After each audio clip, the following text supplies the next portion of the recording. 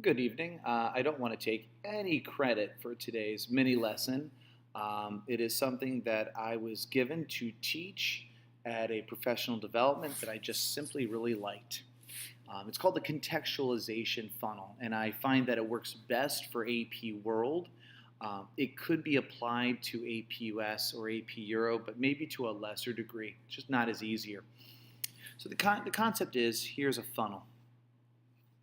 Big picture, small picture, global, regional, local.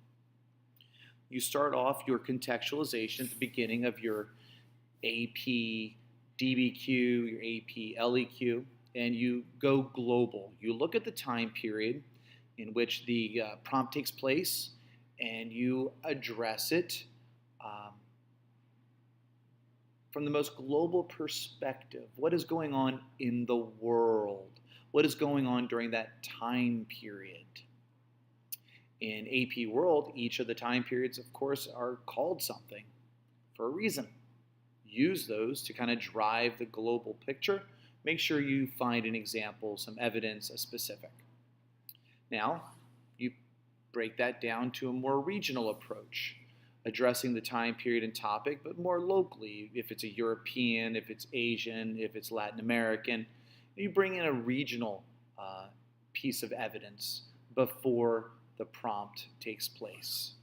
And this would then set you up for your thesis, which is local, which is specific to whatever the prompt is. So here's an example. To what extent was the centralization between the Ottoman Empire and the Tokugawa shogunate different between 1450 to 1750, period 4?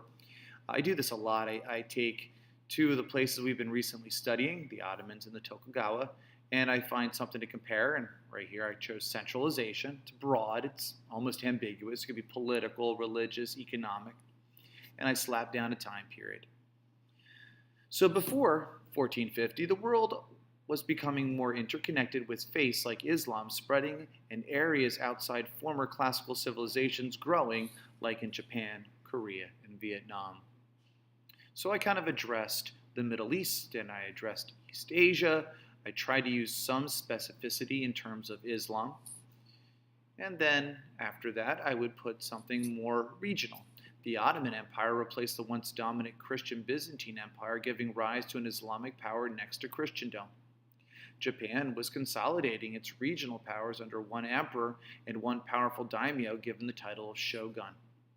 So I went global, I went regional, and I made sure I used some terminology, some specificity, and that would all lead to my thesis.